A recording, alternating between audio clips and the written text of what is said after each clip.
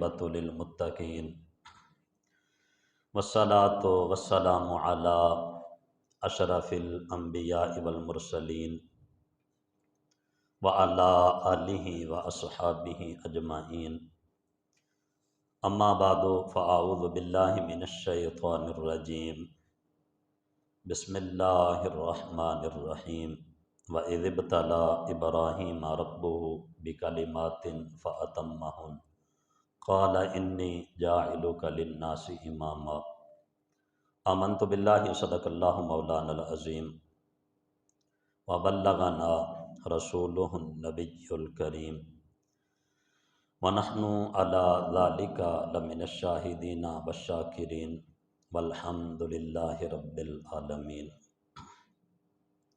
قال اللہ تبارک و تعالی فی شان حبیبہ الکریم ان اللہ و ملائکتہ یصلون علی النبی یا ایہا الذین آمنوا صلوا علیہ وسلموا تسلیما۔ اللہم صلی علی سیدنا و مولانا محمد وعلی آل اصحاب سیدنا و مولانا محمد مبارک وسلم وصلی علیہ۔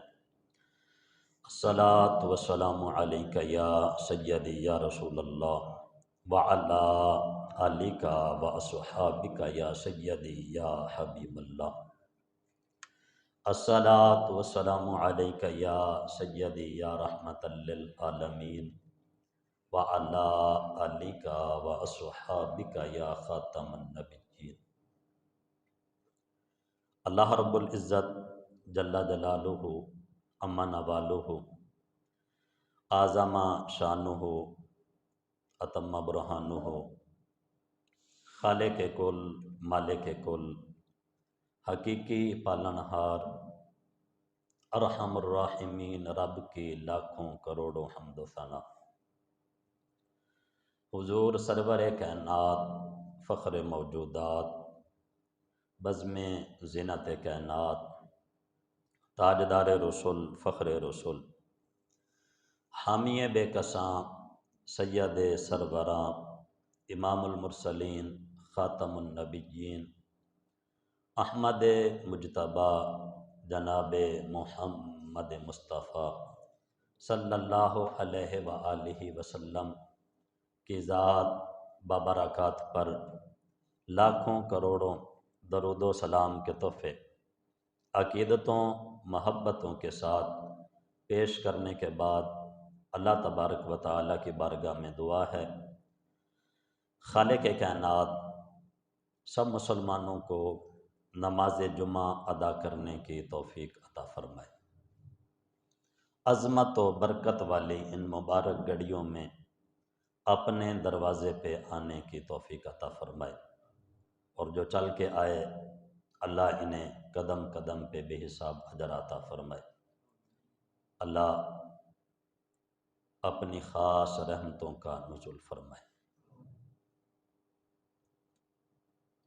عزت عظمت اور فضیلت والی بات یہ ہے کہ بندہ رب کا بندہ بن جائے، اس سے بڑی فضیلت اور عزت والی کوئی بات نہیں۔ بندگی کرے اللہ کی، اللہ کا بندہ بن جائے تو اس سے بڑھ کر کوئی فضیلت والی بات نہیں ہے۔ یہ سب سے بڑی بات ہے کہ بندہ بندہ بن کے رہے، بندہ بندگی کرے۔ بندے ہونے کے تقاضے سے علماء نے 3-4 باتیں عرض کی ہیں کہ جس میں وہ باتیں پائی جاتی ہیں تو وہ بندہ ہے۔ نعمت ملے تو شکر کرے، آزمائش آئے تو صبر کرے، اگر نافرمانی ہو جائے تو رب سے معافی مانگ لے۔ فرمایا کہ جس میں یہ باتیں ہوں گی اسے مبارک ہو کہ اللہ نے اس کو بندگی عطا کی ہے، وہ بندہ ہے رب کا۔ نعمت ملے شکر کرے، آزمائش آ جائے تو صبر کرے، گناہ ہو جائے تو معافی مانگ لے۔ اللہ تبارک و تعالیٰ نے حضرت آدم علیہ السلام کو جناب آدم علیہ السلام کی تمام اولاد کا نظارہ کرایا۔ قیامت تک جتنی بھی آپ کی اولاد نے آنا تھا نا، تو اللہ تبارک و تعالیٰ نے آدم علیہ السلام کو ساری اولاد دکھا دی۔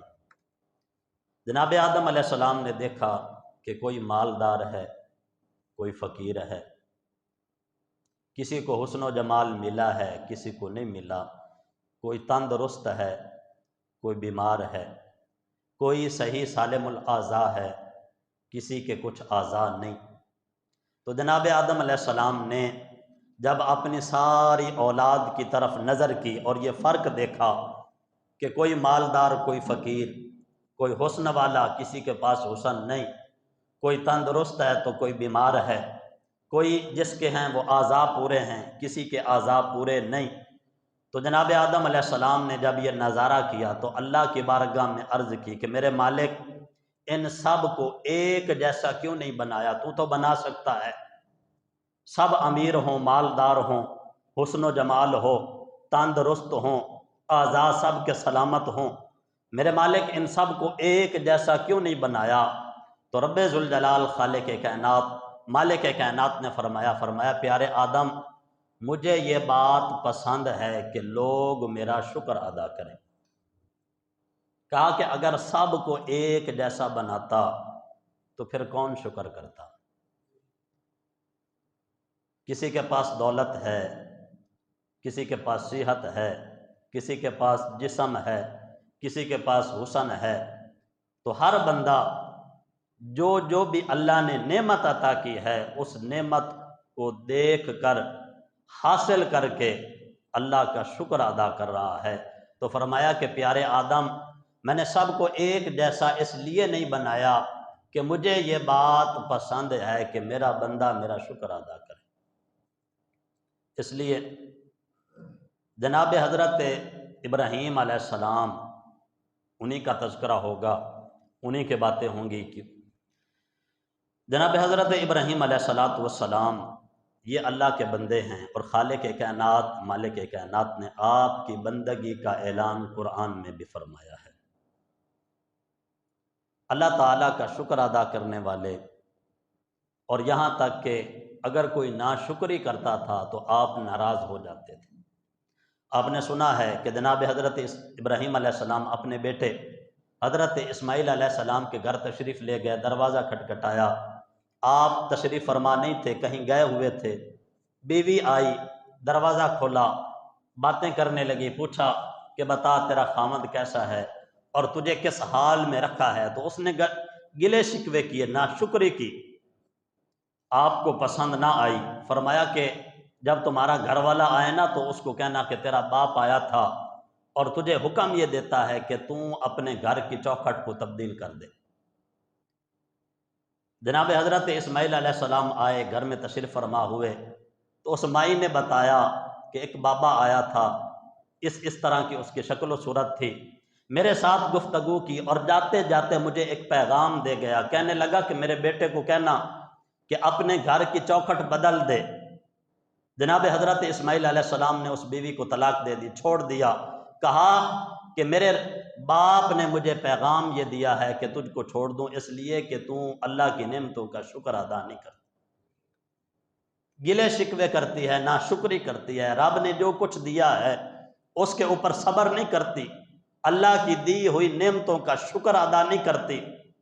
کچھ دنوں کے بعد پھر تشریف لے گئے، دروازہ کھٹکھٹایا، جناب اسماعیل علیہ السلام گھر میں موجود نہیں، بیوی ہے، گفتگو کی، بات کی، پوچھا کہ بیٹی کیسا گزارا ہوتا ہے؟ کہا کہ اللہ کا شکر ہے۔ تو آپ بڑے خوش ہوئے اور جاتے جاتے کہا کہ جب وہ میرا بیٹا آئے نا تو اس کو کہنا کہ اپنے گھر کی چوکھٹ کو تبدیل نہ کرنا، اللہ نے بڑی خوبصورت چوکھٹ دی ہے تمہیں۔ تو جناب حضرت ابراہیم علیہ السلام چلے گئے، حضرت اسماعیل علیہ السلام تشریف لے آئے، بیوی نے بتایا کہ ایک خوبصورت حسین و جمیل بزرگ تشریف لائے تھے اور میں نے بڑا اصرار کیا کہ تشریف لائیں، بیٹھے، میں خدمت کرتی ہوں۔ تو انہوں نے کہا کہ نہیں مجھے جلدی ہے، بس میرا پیغام میرے بیٹے کو دے دینا کہ تمہارے باپ کا پیغام ہے، تیرے باپ کا پیغام یہ ہے کہ اپنے گھر کی چوکھٹ کو تبدیل نہ کرنا، اللہ نے خوبصورت چوکھٹ عطا کی ہے۔ کا شکر کیا تو جناب حضرت ابراہیم علیہ السلام شکر کرنے والے تھے، ناشکری کو پسند نہیں کرتے تھے۔ اگر کوئی بھی ناشکری کرے تو جو بندہ کسی دوسرے کی ناشکری پسند نہیں کرتا تو وہ کس طرح اپنے رب کا ناشکر ہوگا؟ ہر حال میں شکر ادا کیا۔ اور یہ تین باتیں جناب حضرت حضرت ابراہیم علیہ السلام میں کامل طریقے کے ساتھ پائی جاتی تھی۔ نعمت ملی، کوئی بھی نعمت ملی ہے تو رب کا شکر ادا کیا، آزمائش آئی تو صبر کیا۔ اور صبر کیا ہے؟ صبر یہ ہوتا ہے کہ بندہ جو ہے تقدیر کے فیصلے کے اوپر کبھی بھی اپنے دل میں ناراض نہ ہو کہ یار میرے ساتھ ایسا کیوں ہوا، مجھے کیوں غریب رکھا گیا، مجھے کیوں مصیبتوں میں ڈالا گیا۔ زبان سے نہیں، بس اپنے دل میں ہی یہ وسوسہ ڈالے یا دل میں اظہار کرے کہ یہ تقدیر نے میرے لیے یہ کیا لیکھ لکھا ہے، میں کیوں غریب ہوں، میں بیمار کیوں ہوں، میں فلاں کیوں ہوں، میرے اوپر آزمائش کیا ہے۔ فرمایا کہ جو بندہ اپنے دل میں یہ بات کرے تو وہ صبر کے مقام کو نہیں پا سکتا۔ صبر، مال، جان، اولاد کے اوپر صبر کرنا۔ جناب حضرت ابراہیم علیہ السلام نے اپنی جان کا نذرانہ پیش کیا۔ اندازہ لگا سکتے ہیں آج تو وقت یہ ہے، صورتحال یہ ہے کہ ایک چھوٹا سا بندہ، تھوڑا بہت اس کے پاس اختیار ہے، اور ہمارا ایمان اتنا کمزور ہے کہ ہم قرآن سنت کے چھوڑ دیتے ہیں، قرآن اور سنت چھوڑ دیتے ہیں، اس کی بات ماننے کے لیے تیار ہوتے ہیں۔ کیا کر لے گا وہ؟ کچھ بھی نہیں کر سکتا، لیکن پھر بھی ایمان ہمارا اتنا کمزور ہے کہ ہم قرآن کی پرواہ نہیں کرتے، حدیث کی پرواہ نہیں کرتے، اسلام کی پرواہ نہیں کرتے، اس کی بات ماننے کے لیے تیار ہیں۔ کیوں؟ یہ اس کے پاس تھوڑا بہت اختیار ہے، اس کی بات مانو ورنہ نقصان ہوگا۔ اندازہ لگا سکتے ہیں جناب حضرت ابراہیم علیہ السلام نے جب نمرود کے سامنے، جس نے خدائی دعویٰ کیا تھا اور بہت بڑی سلطنت کا مالک تھا اور بہت بڑا ظالم تھا، اس کے سامنے جب حضرت ابراہیم علیہ السلام نے توحید کی دعوت دی تو آپ اندازہ لگا سکتے ہیں کہ اس نے کتنے ظلم و ستم کیے ہوں گے۔ اپنی جان کی پرواہ نہیں کی، اور اس نے پھر آگ کو جلایا، اور اتنی بڑی آگ کہ 40 دن تک انہوں نے وہ بہت بڑی خندق بنائی تھی، 40 دن تک اس میں جو ہیں وہ لکڑی جمع کرتے رہے، 40 دن میں لکڑیاں جمع کر کے پھر آگ لگائی۔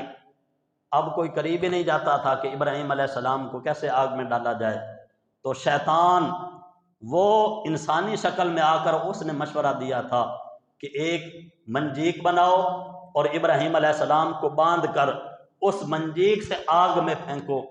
سب سے پہلے وہ منجیک بنائی گئی، اس کے بعد پھر جنگوں کے لیے استعمال ہوئی۔ تو جناب حضرت ابراہیم علیہ السلام کو جب باندھا جا رہا تھا تو ساری مخلوق نے اللہ کی بارگاہ میں فریاد کی کہ میرے مالک، تیری کائنات میں ایک ہی ہے تیرا نام لینے والا، اگر آج اس کو بھی آگ میں جلا دیا تو میرے مالک تیرا نام لینے والا کون ہوگا؟ فرشتوں نے عرض کی کہ ہمارے مالک، اگر ہمیں اجازت ہو تو ہم ابراہیم کی جا کر مدد کریں۔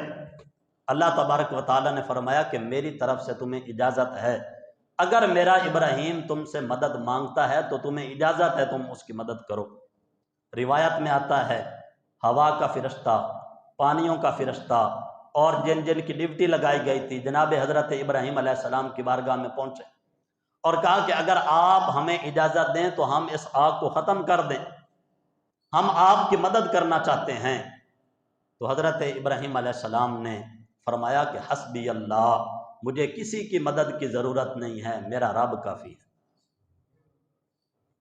انہوں نے کہا کہ پھر حضرت اگر آپ ہماری مدد قبول نہیں کرتے تو پھر اللہ کی بارگاہ میں فریاد تو کریں، دعا تو کریں، اللہ کی بارگاہ میں ہاتھ تو اٹھائیں کہ اللہ آپ کو اس آزمائش سے نجات عطا فرمائے۔ تو جناب حضرت ابراہیم، یہ کامل یقین، ایمان پختہ، جناب حضرت ابراہیم علیہ السلام نے فرمایا کہ میرا رب میرے حال سے واقف ہے، وہ میری مدد ضرور فرمائے گا۔ کوئی آہو پکار نہیں کی، کوئی دعا نہیں، کچھ بھی نہیں ہے۔ جناب حضرت ابراہیم علیہ السلام کو جب منجیک کے ساتھ باندھ کر آگ میں پھینکا گیا تو اللہ نے پھر کرم فرمایا، کہ کلنا یا نارکونی بردم و سلامن علی ابراہیم، رب نے آگ کو حکم دیا کہ آج میرے ابراہیم کے لیے گلستان بن جا۔ آج بھی ہو ابراہیم سا اگر ایمان پیدا تو آگ کر سکتی ہے آج بھی گلستان پیدا۔ ہمارے بزرگ انہوں نے یقین کی وجہ سے ترقیاں حاصل کی، عروج حاصل کیے۔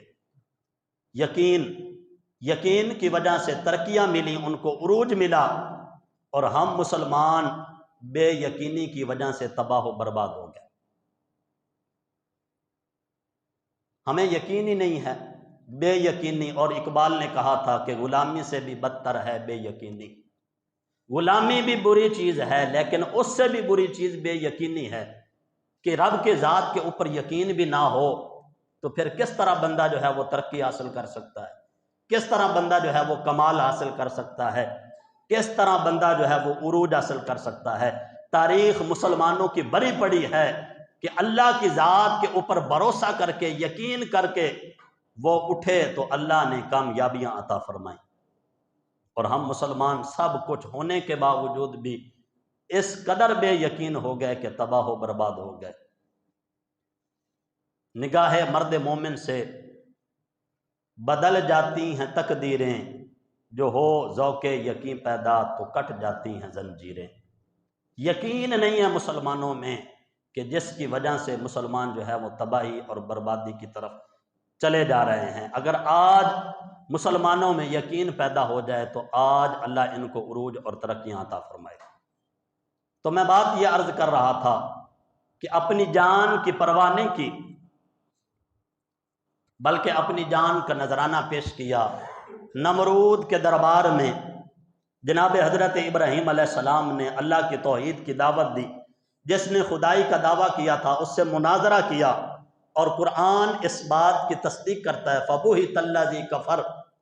نمرود نے جناب حضرت ابراہیم علیہ السلام سے بحث مباحثہ شروع کر دیا کہ میں رب ہوں، میں یہ کر سکتا ہوں، میں وہ کر سکتا ہوں۔ آپ جواب دیتے رہے اور فرمایا کہ اگر تو رب ہے تو ایسا تو کر کہ میرا رب مشرق سے سورج نکالتا ہے، اگر تو رب ہے تو مغرب سے نکال کے دکھا۔ فَبُہِتَ الَّذِي كَفَرَ۔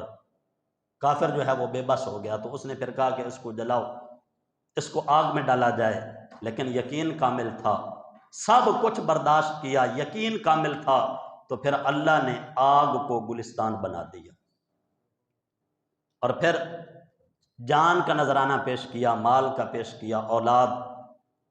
99 سال کی عمر تھی جناب حضرت ابراہیم علیہ السلام کی، 99 سال بزرگ، 99 سال کی عمر میں باپ کو اولاد کی بڑی ضرورت ہوتی ہے، خاص کر بیٹے کی بڑی ضرورت ہوتی ہے، جو اس کا سہارا بنتا ہے، بڑی ضرورت ہوتی ہے۔ اور پھر 99 سال کی عمر ہے، اور پھر بیٹا بھی وہ ہے کہ جو رو رو کر دعائیں مانگ کر لیا ہے، بڑھاپے کا سہارا ہے، پھر خوبصورت ہے، نبی ہے، حسین و جمیل ہے، سب کچھ ہے۔ اور بات یہ ہے کہ خواب میں رب نے حکم دیا ہے کہ ابراہیم اپنے بیٹے کو میری بارگاہ میں قربان کرو۔ جناب حضرت ابراہیم علیہ السلام نے رب کے حکم کے، اللہ کے حکم کو مانتے ہوئے، رب کے حکم کی تعمیل کرتے ہوئے، اطاعت کرتے ہوئے، 99 سال کی عمر میں اپنا 13 سالہ خوبصورت نوجوان بیٹا رب کے حکم کی خاطر اس کے گلے کے اوپر چھری چلا دی۔ آج ہماری صورتحال کیا ہے؟ ہم بس سال کے بعد جب قربانی آتی ہے تو ہم کہتے ہیں بس جانور ذبح کرنا ہے، کوئی پتہ نہیں ہے کہ قربانی کہتے کس کو ہیں، قربانی کا فلسفہ کیا ہے، قربانی پیغام کیا دیتی ہے مسلمانوں کو۔ قربانی پیغام یہ دیتی ہے، قربانی کا مطلب ہے قربان کرنا، اپنی تمام خواہشات کو، جان کو، مال کو، اولاد کو اللہ کے حکم کے سامنے سب کچھ قربان کرو، لیکن رب کے حکم کو کسی قیمت پر قربان نہ کرو۔ یہ بھی باپ ہے کہ 99 سال کی عمر ہے، 99 سال کی، بزرگ ہے، اولاد کی ضرورت بھی ہے، اور بیٹا بھی خوبصورت ہے۔ خواب میں رب نے حکم دیا کہ بیٹے کو ذبح کرو، خواب میں حکم ہے، کوئی کتاب میں حکم نہیں ہے، خواب میں حکم آیا کہ بیٹے کو ذبح کرو۔ جناب حضرت ابراہیم علیہ السلام نے اللہ کے حکم کی فرما برداری کرتے ہوئے اپنا 13 سالہ خوبصورت نوجوان بیٹا گلے کے اوپر چھری چلا دی۔ یہ تو رب کی کرم نوازی ہے۔ اللہ نے فرمایا وَنَادَيْنَاهُ أَن يَا إِبْرَاهِيمُ قَدْ صَدَّقْتَ الرُّؤْيَا إِنَّا كَذَلِكَ نَجْزِي الْمُحْسِنِينَ، ابراہیم تیرا ارادہ اتنا پختہ ہے کہ تیری یہ کاوش ہم نے اپنی پاک بارگاہ میں قبول فرما لی، تو نے اپنا خواب سچا کر دیا ہے۔ یہ اور بات ہے کہ ہم نے اسماعیل کی حفاظت کی ہے اور اس کے بدلے جنت سے ایک فدیہ دے دیا۔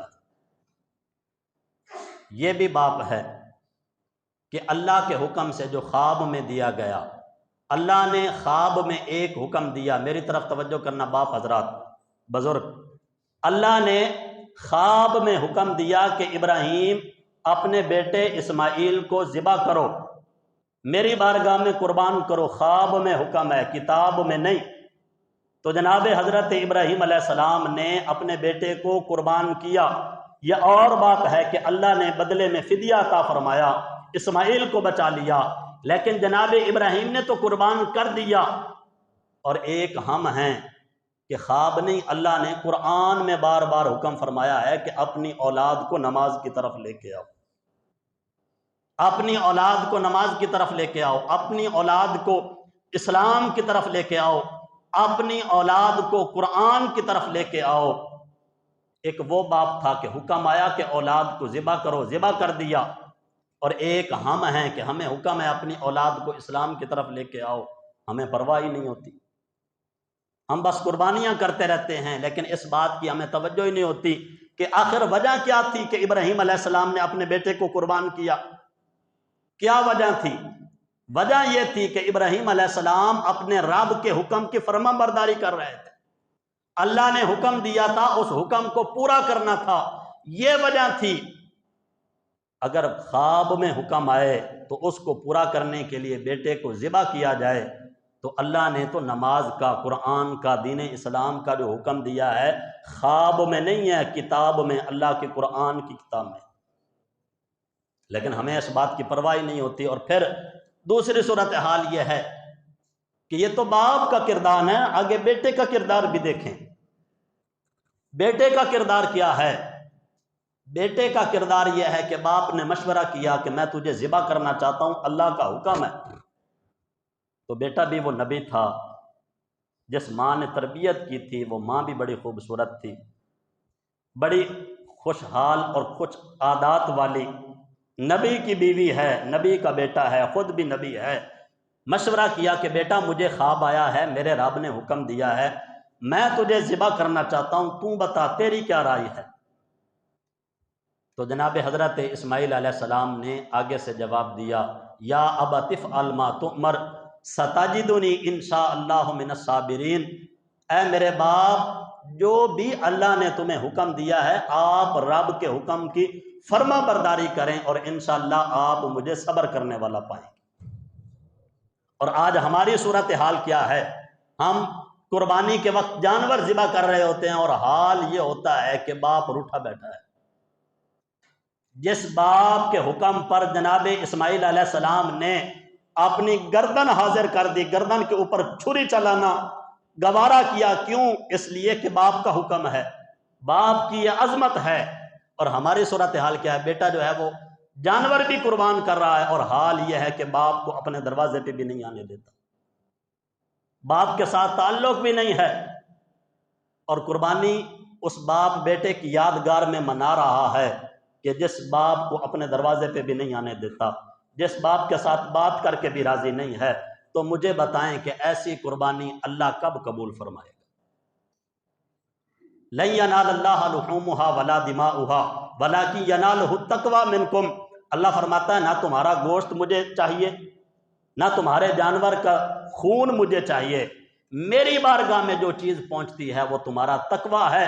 اگر تمہارے دل میں تقوی ہے تم جانور ذبح کرو گے، میں رب تمہارے جانور کو قبول فرما لوں گا، اور اگر تقوی نہیں ہے تو کروڑوں کا جانور بھی اگر تم ذبح کرو گے اللہ کی بارگاہ میں قابل قبول نہیں ہے۔ رب کی بارگاہ میں گوشت نہیں دیکھا جاتا کہ کس جانور کا گوشت اچھا ہے یا کس کا خون زیادہ یا کون موٹا تازہ تھا، یہ نہیں دیکھا جاتا۔ وَلَٰكِن يَنَالُهُ التَّقْوَىٰ مِنْكُمْ، اس وقت جو تم ذبح کر رہے ہوتے ہو تمہارے دل کی جو کیفیت ہوتی ہے کہ تم نے اس جانور کو ذبح کس لیے کیا ہے، اس کیفیت کا نام تقویٰ ہے۔ اگر وہ رب کی بارگاہ میں قبول ہو گیا تو تمہیں مبارک ہو، تمہاری قربانی بھی قبول ہوگی۔ اب بات یہ ہے کہ اللہ تبارک و تعالیٰ نے جس چیز کا بھی حکم دیا ہے ساتھ یہ فرمایا ہے کہ یہ حکم تمہیں اس وجہ سے دیا گیا تاکہ تم متقی بن جاؤ۔ فرمایا کہ نماز پڑھو، تمہیں نماز کا حکم اس وجہ سے دیا کہ تاکہ تم متقی بن جاؤ۔ یا ایھا الذین آمنوا کتب علیکم الصیام کما کتب علی الذین من قبلکم لعلکم تتقون، ایمان والوں تمہارے اوپر روزے فرض کیے گئے، کیوں؟ اس لیے کہ تم متقی بن جاؤ۔ ایمان والوں تمہارے اوپر زکوٰۃ فرض کی گئی، کیوں؟ اس لیے کہ تم متقی بن جاؤ۔ تمہارے اوپر نماز فرض ہے، کیوں؟ متقی بن جاؤ۔ صدقہ و خیرات کرو، کیوں؟ متقی بن جاؤ۔ اللہ نے جتنے بھی احکام عطا فرمائے ہیں اس میں ایک چیز تو مشترک ہے، سب میں برابر ہے۔ فرمایا کہ تم یہ نیک عمل کرو، میرے مالک کیوں؟ اللہ فرماتا ہے کہ جب تم یہ نیک عمل کرو گے تو اس وقت تم متقی بن جاؤ، پرہیزگار بن جاؤ گے۔ اور پرہیزگار بننے کے بعد پھر کیا فائدہ ہوگا؟ فرمایا کہ ان اکرمکم عند اللہ اتقاکم، جب تم متقی بن جاؤ گے تو پھر ساری کائنات کا رب تمہاری عزت کرے گا۔ فائدہ تمہیں یہ ہوگا کہ جب تمہیں تقویٰ مل جائے گا پھر کائنات کا رب تمہاری عزت کرے گا۔ آج صورتحال یہ ہے کہ دنیا میں کسی کے پاس کوئی چھوٹا موٹا عہدہ ہو، اگر وہ کسی کی عزت کر دے تو اس کے لیے بہاریں ہو جاتی ہیں۔ مثال کے طور پہ MNA MPA اگر کسی کی عزت کرے، کسی بندے کی عزت کرے تو لوگ پھر اس کا خیال کرتے ہیں۔ تھانہ کچہری میں بھی اس کا خیال کیا جاتا ہے کہ اس بندے کی عزت MNA کرتا ہے، MPA کرتا ہے، اس کا خیال کیا جاتا ہے۔ تو اگر عام سا بندہ دنیا کا ایک عہدہ رکھنے والا اگر وہ کسی بندے کی عزت کرے تو اس کے لیے دنیا آسان ہو جاتی ہے۔ اندازہ لگا سکتے ہیں کہ ساری کائنات کو بنانے والا رب جس بندے کی عزت کرے گا تو اللہ اس بندے کو دنیا آخرت کی کتنی بھلائیاں عطا فرمائے گا۔ فرمایا کہ قربانی کا فلسفہ یہ تقویٰ ہے، اور اس باپ بیٹے کی وہ گفتگو اور وہ محبت اور وہ رشتہ ہے، اگر تو اس رشتے کو سنبھالے ہوئے ہیں تو ہماری قربانی قابل قبول ہے، اور اگر وہ رشتہ ہی نہیں سنبھالا ہوا تو پھر کوئی بھی قابل قبول نہیں ہے۔ یسألونک ماذا ینفقون قرآن میں ہے، اللہ فرماتا ہے محبوب یہ آپ سے آ کر پوچھتے ہیں، سوال کرتے ہیں، ما ینفقون کہ ہم کس جگہ کے اوپر خرچ کریں۔ یسألونک ماذا ینفقون، میرے حبیب یہ تیری بارگاہ میں آ کر کہتے ہیں کہ اللہ نے ہمیں مال و دولت دیا ہے، اے حبیب آپ بتائیں کہ ہم اس مال و دولت کو کس جگہ کے اوپر خرچ کریں۔ قل ما انفقتم من خیر فللوالدین، اللہ فرماتا ہے کہ حبیب آپ ان کو فرما دیں اللہ نے جو تمہیں سب کچھ دیا ہے سب سے بہتر یہ ہے کہ تم ان مال دولت کے ساتھ اپنے ماں باپ کی خدمت کرو۔ اور اگر یہ رشتہ یہ محبت اگر تو سلامت ہے تو پھر تو قربانی کا فائدہ ہے، اور اگر یہ رشتہ اور یہ محبت بھی سلامت نہیں ہے تو پھر وہ قربانی کیا ہے؟ وہ باپ بیٹے کی یادگار ہے کہ باپ کو حکم ہوا رب کا خواب میں تو اس نے اپنے بیٹے کو قربان کیا، اور باپ کے اس کردار کو اگر ہم نہیں نبھائیں گے، ہماری صورتحال کیا ہے؟ ہم تو اپنے بیٹے کو قربان کرنا تو بڑی دور کی بات ہے، ہماری زبان تو اتنا بھی نہیں ہلتی کہ اپنے بچے کو نماز کا کہہ دیں، قرآن کا کہہ دیں، اور پھر ہمیں یہ ہوتا ہے کہ ہمارا بچہ اگر نماز پڑھنے لگ جائے گا، اگر دین کی طرف آئے گا تو پھر یہ اس کی دنیا کیسی رہے گی؟ مشکل بن جائے گی، اس کی دنیا جو ہے وہ بہتر نہیں بنے گی۔ اگر یہ مسجد کی طرف آ گیا، دین کی طرف آ گیا تو یہ کھائے گا کہاں سے؟ اس کی پھر وہ عزت نہیں رہے گی، اس کا وہ مقام نہیں رہے گا۔ حالانکہ یہ بے یقینی ہے، اگر یقین ہو کہ عزت تو رب عطا فرماتا ہے تو پھر بندہ جو ہے وہ کبھی بھی کسی بھی مشکل میں کوئی بھی فیصلہ اس کے لیے مشکل نہ ہو، بلکہ ہر فیصلہ اللہ کی ذات کے اوپر چھوڑ کر دین اسلام کے دامن کو مضبوطی کے ساتھ پکڑ لے۔ یہ بے یقینی ہے کہ جس کی وجہ سے یہ ساری صورتیں ہیں، اور اگر یقین ہو کہ عزت کا مالک اللہ ہے تو ہمارے حکمران کبھی بھی دین اسلام سے منہ نہ پھیرتے۔ یہ بے یقینی ہے کہ انہیں پتہ ہے کہ اگر ہم اسلام کی طرف جائیں گے تو ہماری سلطنت ختم ہو جائے گی، عہدے ختم ہو جائیں گے، یا فلاں ناراض ہو جائے گا کہ جو ہمارے ساتھ کھڑا ہے اگر وہ ناراض ہو گیا تو ہماری سلطنت جو ہے وہ ختم ہو جائے گی، کرسی ختم ہو جائے گی۔ یہ بے یقینی ہے، کیوں؟ اس لیے کہ یقین نہیں ہے کہ عزت تو دینے والی رب کی ذات ہے۔ اگر یقین ہوتا کہ عزت رب کی ذات دیتی ہے تو پھر ہر کافر کا سینہ تان کر مقابلہ کرتا اور اسلام کے دامن کو مضبوطی کے ساتھ پکڑا ہوتا۔ اور اگر سود خور کو یقین ہو کہ سود جو ہے یہ اللہ سے اعلان جنگ ہے تو پھر سود کا تصور ہی نہ ہو۔ اگر جھوٹ بولنے والے کو یقین ہو کہ اللہ نے نجات سچ میں رکھی ہے تو پھر جھوٹ بولنا جو ہے بڑا مشکل ہو جائے، اس کو چھوڑنا بڑا آسان ہو جائے۔ اسی طرح اگر تاجر کو یقین ہو کہ دھوکے دینے سے اللہ مال سے برکت ختم کر دیتا ہے تو پھر وہ کبھی بھی کسی کو دھوکہ نہ دے، تھوڑا کم کما لے لیکن کبھی بھی کسی کو دھوکہ نہ دے۔ یہ ساری بے یقینیاں ہیں کہ جس کی وجہ سے یہ ساری پریشانیاں ہیں۔ اللہ ہمیں یقین کی دولت عطا فرمائے۔ مسئلہ سماعت فرما لیں، اگر فرض نماز میں دوسری رکعت میں کوئی آ کے شامل ہو یا تیسری رکعت میں آ کے شامل ہو یا چوتھی رکعت میں آ کے شامل ہو تو اپنی بقیہ نماز وہ کس طرح ادا کرے؟ سب سے پہلے تو یہ بات یاد رکھیں کہ نماز اللہ تعالیٰ کی بہت اہم عبادت ہے۔ اسلام کا کلمہ کے بعد یہ دوسرا رکن ہے، اس لیے ان باتوں کی طرف تھوڑا توجہ رکھا کریں۔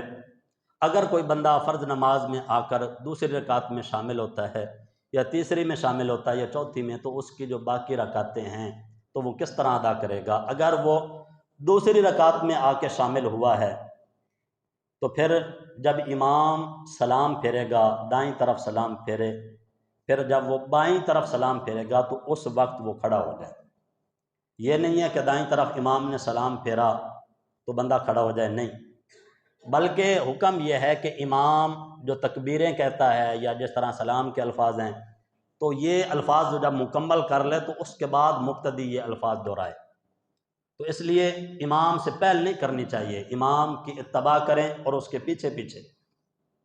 جب دوسری طرف سلام پھیرا جائے تو وہ کھڑا ہو جائے اور کھڑا ہو کر وہ جو اس کی ایک رکعت رہتی ہے تو ثنا پڑھے سبحانک اللہ، پھر اعوذ باللہ، پھر بسم اللہ، پھر اس کے ساتھ سورہ فاتحہ پڑھے اور سورہ فاتحہ کے ساتھ کوئی اور سورت ملا کر اس طرح اپنی ایک رکعت مکمل کرے جو رہتی ہیں۔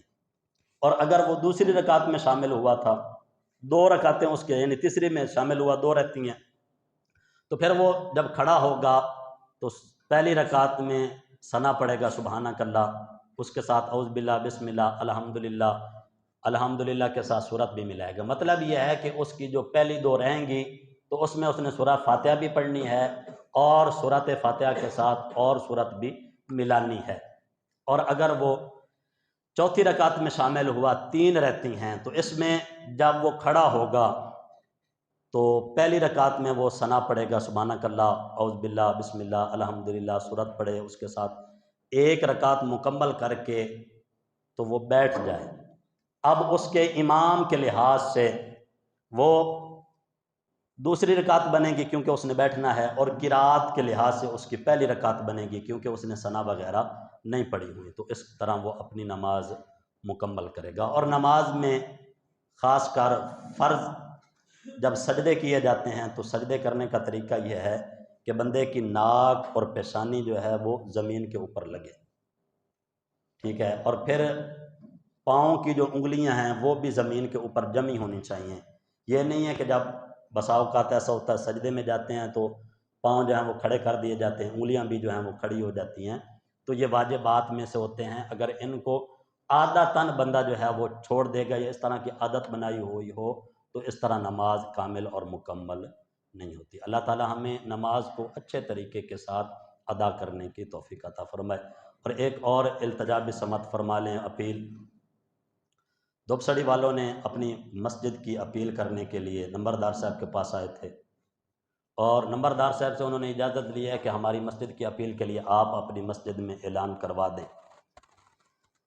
تو نمبردار صاحب نے اجازت دی ہے کہ مسجد والوں کے ساتھ مشاورت کر کے اعلان کر لیں گے۔ تو اللہ تبارک و تعالیٰ کا گھر ہے اور وہاں اس چیز کی ضرورت بھی ہے کہ اس کی خدمت کی جائے۔